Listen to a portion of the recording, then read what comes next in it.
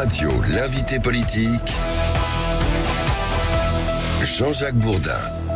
Bonjour à toutes et à tous et merci d'être avec nous. Les Français veulent savoir. Ce matin, parlons vrai avec Manon Aubry, députée européenne, tête de liste officieuse de la France Insoumise aux prochaines élections européennes. Manon Aubry, ça vous fait sourire. Bonjour. Bonjour. Oui, officieusement. J'y reviendrai tout à l'heure. Hein. Okay. Bien, Elisabeth Borne est partie. Elle n'est plus Premier ministre. Emmanuel Macron a salué le travail exemplaire. Apparemment, elle ne part pas de son plein gré. Vous l'avez remarqué ? Oui, j'ai remarqué. Après, pour être honnête, elle ne va pas beaucoup nous manquer, Elisabeth Borne. Elle ne va pas vous manquer. Elle a quand même abîmé non seulement la démocratie, nos droits sociaux. La démocratie avec plus de 49-3, c'est quand même immense. De gouverner finalement comme Michel vote, Rocard, homme de gauche à son époque. Sans vote, pareil. oui. Enfin, c'est pas ma gauche et je ne prends pas Michel Rocard comme une référence. Et elle a non seulement abîmé la démocratie, mais elle a aussi abîmé nos droits sociaux avec la réforme des retraites, quand même faire travailler les Français 2 ans de plus, sans vote de l'Assemblée nationale, sans mandat démocratique pour le faire, et abîmer aussi les valeurs de la République avec la loi immigration, qui est un copier-coller du programme du Rassemblement national. C'est ça, Elisabeth Borne. Donc, qu'elle parte contre son plein gré, finalement, elle a été démissionnée quasiment par 49-3 par Emmanuel Macron, et elle subit elle-même ce qu'elle a fait subir au Parlement. Vous n'avez aucun respect pour elle ? J'ai du respect pour toutes les femmes et hommes politiques qui s'engagent. Oui. Et donc j'ai du respect pour elle, comme j'en ai contre tous ceux contre lesquels je m'oppose.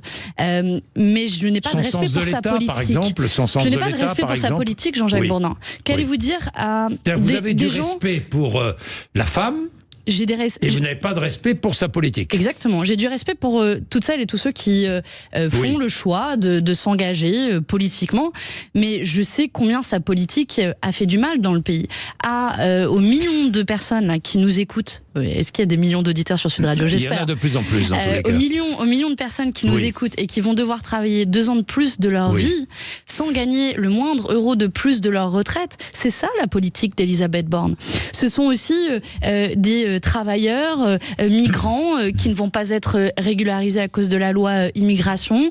Ce sont aussi des personnes qui ont droit à l'assurance chômage et qui vont voir leurs droits suspendus, rétrécis. C'est une politique anti-pauvre. C'est ça, en fait, la politique d'Elisabeth Borne. Donc, non seulement j'ai pas de respect pour cette politique-là, mais j'affirme que plus que jamais, on a besoin d'en changer. Alors, vous êtes arrivé avec une information. Vous connaissez le nom du futur Premier ministre, Manon Aubry.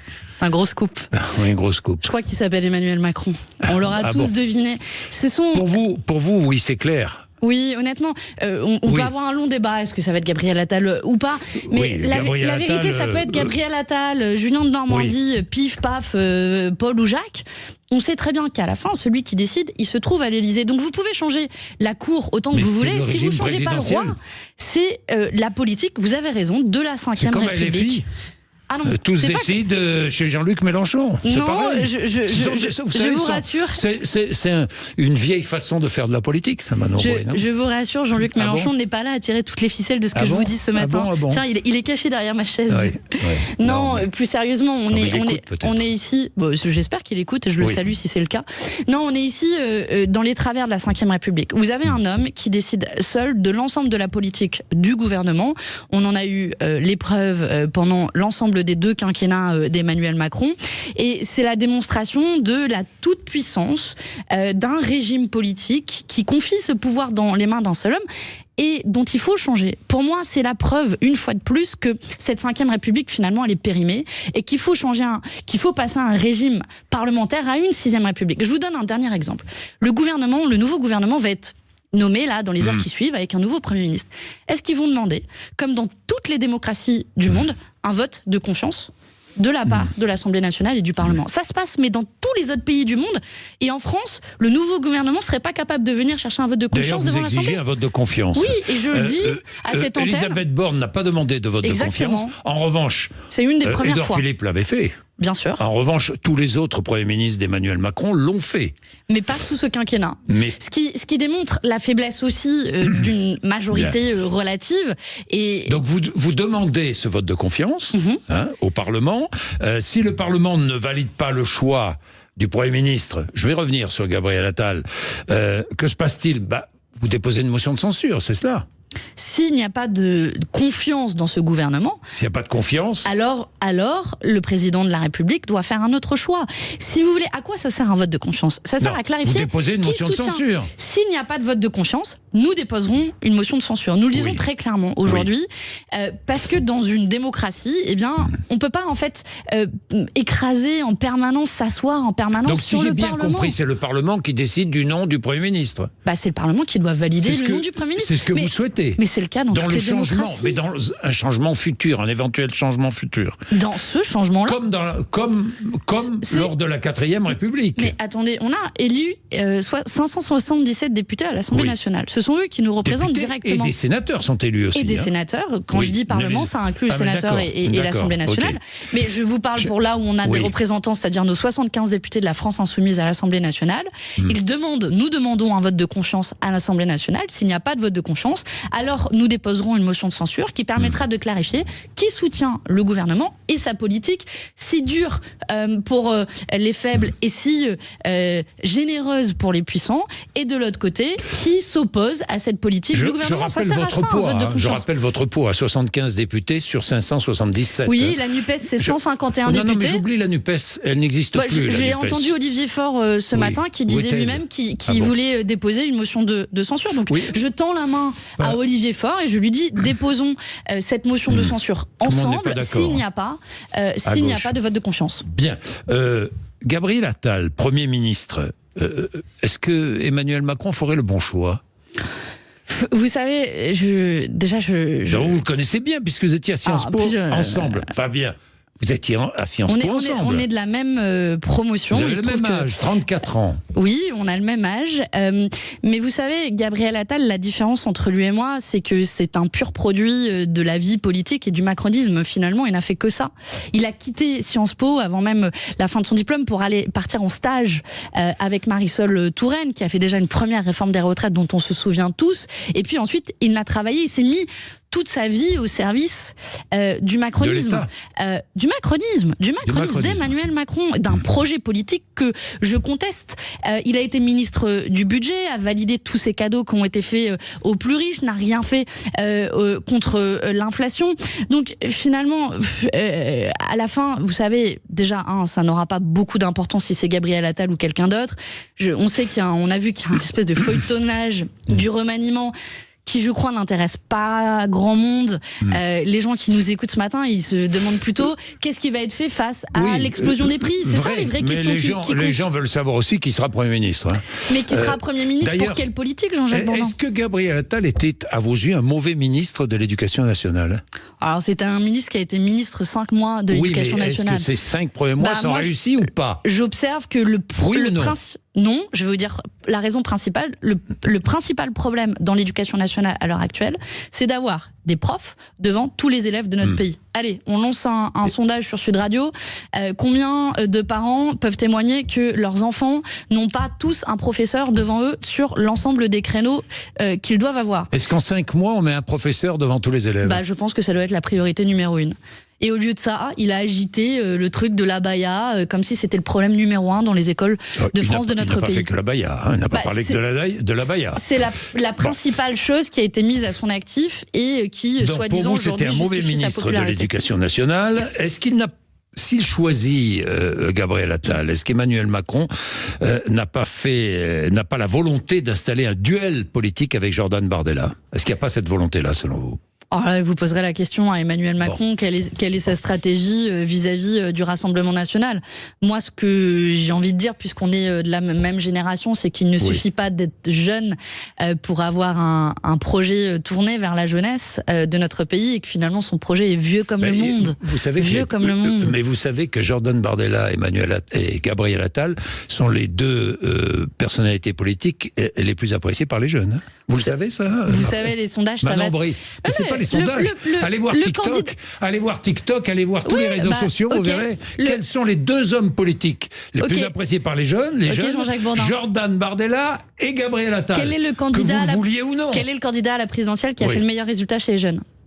Jean-Luc Mélenchon. Oui. Quelles sont aujourd'hui les personnalités les plus suivies sur les réseaux sociaux que vous mentionnez? Il y a Jean-Luc Mélenchon de Dain, mon collègue Louis Boyard, pour ne citer que lui, qui est un des députés les plus jeunes de l'Assemblée nationale. Pardon de vous dire. Et Gabriel Attal aussi. J'ai conscience aujourd'hui de la popularité de Jordan Bardella, qui est un espèce de produit médiatique. Moi, je vous dis, il est député au Parlement européen, Jordan Bardella. Il a déposé 21 amendements en l'espace de 4 ans de mandat. Pour vous donner un point de comparaison, j'en ai déposé plus de 3260. Donc, vous avez aujourd'hui un mec qui parle bien. Alors c'est bien, hein, ça vient pavaner à la télé, mais qui aujourd'hui ne fait rien pour les Français et qui s'en prend au Parlement européen au droit à l'avortement, qui vote notamment les mesures les plus favorables aux plus riches, contre la taxation des super profits des entreprises agroalimentaires qui se gavent et qui font augmenter les prix. C'est ça Jordan Bardella. Donc moi je vais le combattre avec les arguments politiques de fond, pas le débat qui est plus jeune, vous allez etc. le combattre ? Oui, je vais le combattre. C'est-à-dire que vous allez être tête de liste Alors aujourd'hui, je suis chef de file parce qu'on n'a pas encore toute la liste. Oui, laissez-nous le temps de former la liste, Jean-Jacques Bourdin. Il est aussi difficile de former une liste LFI aux européennes que de former un gouvernement. Hein, me semble-t-il. Vous critiquez la lenteur d'Emmanuel Macron. Laissez-moi. Vous êtes. Oui. Laissez-moi vous présenter les différentes étapes de notre processus. C'est normal. Vous voyez qu'on est plus démocratique que ce que vous pensez au sein de la France. Je ne pense rien. Je vous pose une question. Non, concrètement, où est-ce qu'on en est des étapes? J'ai été désigné chef de file de la France Insoumise pour les élections européennes au mois de décembre dernier, à la suite de notre assemblée représentative.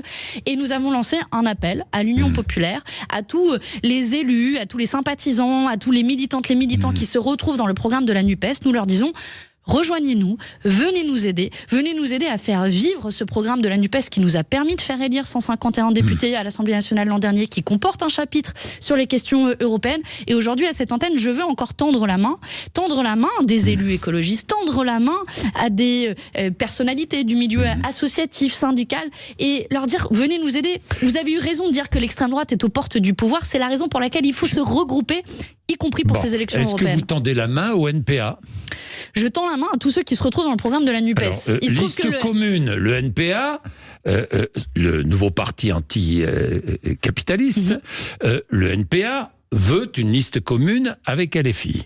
Est-ce que vous voulez du NPA dans votre liste commune? Donc je vous réponds, on a eu l'occasion de les voir, de les rencontrer, le NPA.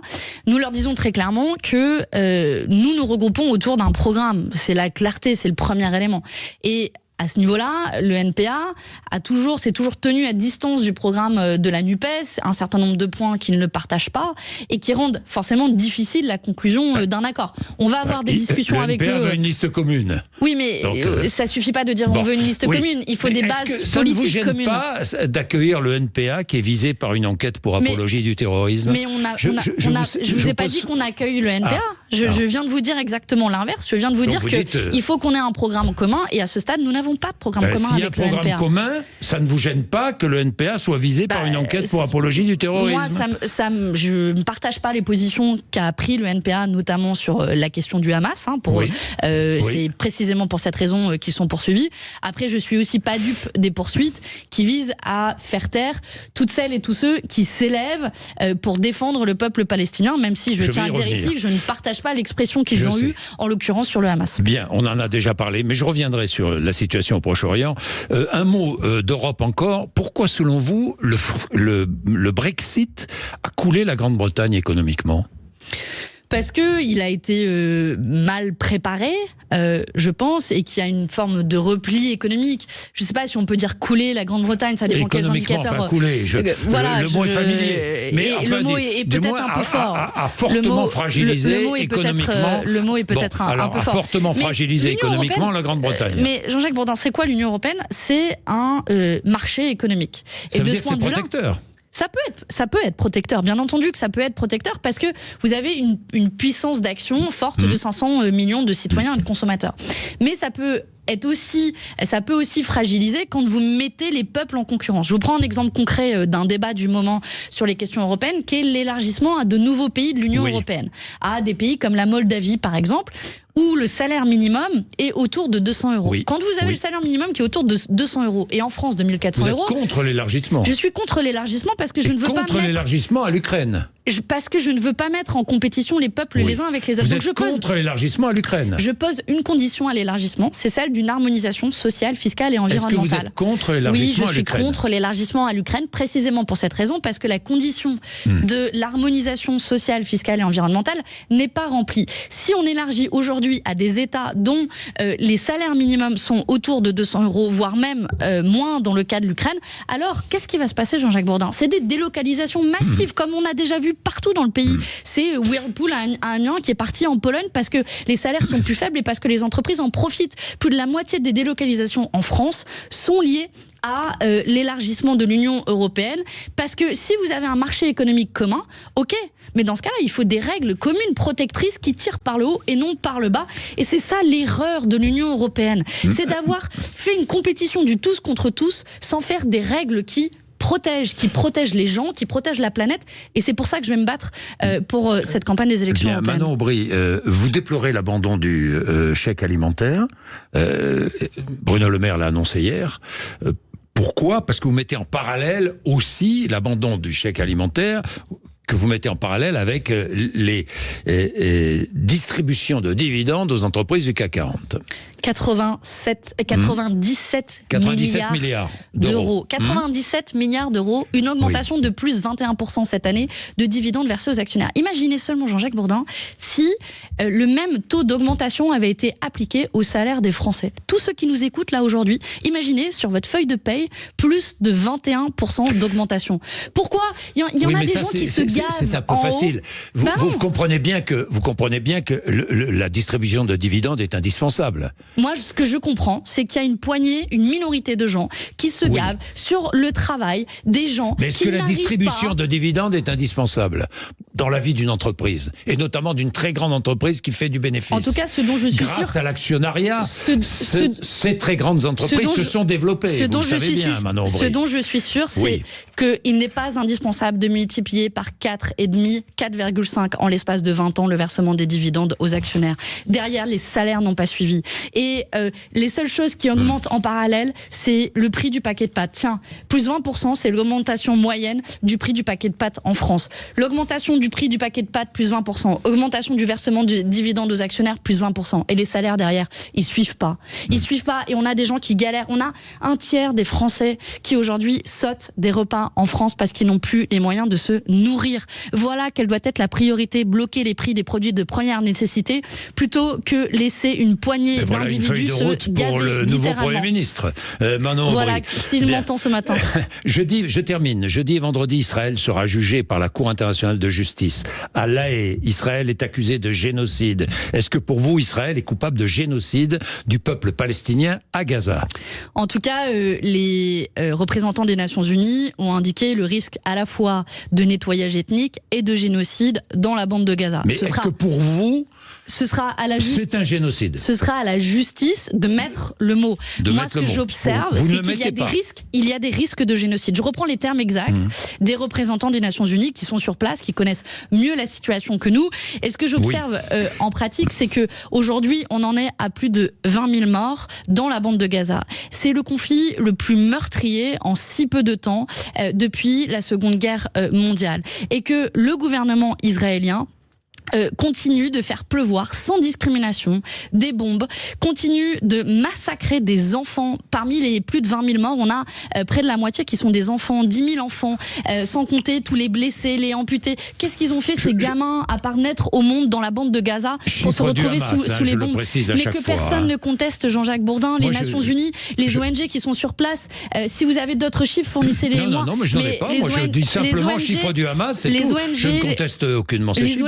Les Nations Unies disent que ces chiffres sont même probablement sous-estimés. Et donc, pour en finir, oui, il faut que le gouvernement d'Israël soit condamné par la Cour pénale internationale et que la justice internationale fasse son chemin. Et c'est pour ça que nous demandons que la France, mais aussi l'Union européenne, prenne une position très claire sur le sujet. Comment se fait-il que c'est l'Afrique du Sud qui porte le cas auprès de la Cour pénale internationale et ce n'est pas l'Union européenne? Où est passée la patrie des droits de l'homme? Où est passé un cadre de défense du droit international qui doit être l'Union européenne? Devant la Cour internationale de justice, et Benjamin Netanyahou, qui pourrait être, est-ce qu'il devrait être, pour vous, jugé par la Cour pénale internationale et condamné comme Vladimir Poutine? Oui, il devrait, aujourd'hui, Benjamin Netanyahou... être conduit devant la Cour pénale internationale? Oui. Benjamin Netanyahou est celui qui a lancé l'opération militaire qui a fait plus de 20 000 morts dans la bande de Gaza, qui est celui qui est responsable d'occupation illégale en Cisjordanie, contraire au droit international, qui prive plus de 2 millions d'individus d'eau, d'électricité, de nourriture. Tout cela est contraire au droit international et nul ne doit être au-dessus du droit international. Vous, moi, notre président de la République, le président d'Israël, le premier ministre d'Israël, doit aussi rendre des comptes devant la Cour pénale internationale. Donc je souhaite qu'il puisse être jugé et condamné le cas échéant par la Cour pénale internationale. Comme les dirigeants du Hamas. Comme les dirigeants du Hamas, tout à fait. Est-ce que vous condamnez les assassinats par Israël de hauts responsables du Hamas? La question qui se pose, c'est comment on agit sur un territoire qui n'est pas le sien. Parce qu'en l'occurrence, ce que a fait le gouvernement d'Israël, c'est envahir le Liban d'une certaine manière. Il n'y a pas d'invasion. Mais c'est d'intervenir sur le territoire du Liban. Imaginez que... Israël qui reçoit des roquettes et des missiles venus du Liban. Tirés par le Hezbollah. Imaginez que la Belgique vienne tuer un terroriste sur le sol français. Ça créerait au moins un problème diplomatique. On n'imagine pas la France envoyer des missiles sur la Belgique. Mais là, c'est pas la France. On parle de. C'est pas le gouvernement libanais. Le gouvernement libanais a pas attaqué le gouvernement israélien. Et je veux ici lancer l'alerte. On est aujourd'hui à la veille d'un embrasement régional qui peut mettre en danger l'ensemble de la région, plus seulement la bande de Gaza, Israël et Palestine, mais aussi le Liban. Je rappelle qu'on a une communauté française très importante au Liban qui doivent être protégées. Donc j'appelle aussi la France à intervenir. Que vont-ils faire pour protéger la population française au Liban face à un embrasement possible qui inclut le Liban? C'est la question aujourd'hui qui sera posée au futur ministre des Affaires étrangères. On ne sait pas s'il va changer ou pas. Merci Manon Aubry d'être venue nous voir ce matin sur l'antenne de Sud Radio. 0826 300 300 si vous voulez réagir à tous les sujets d'actualité, je vous attends. Appelez-nous, racontez-nous par exemple si vous étiez sur les routes ou les autoroutes dans l'ouest parisien ou en Eure-et-Loire, dans tous les départements proches de la région parisienne d'Île-de-France. Racontez-nous, téléphonez-nous 0826 300 300.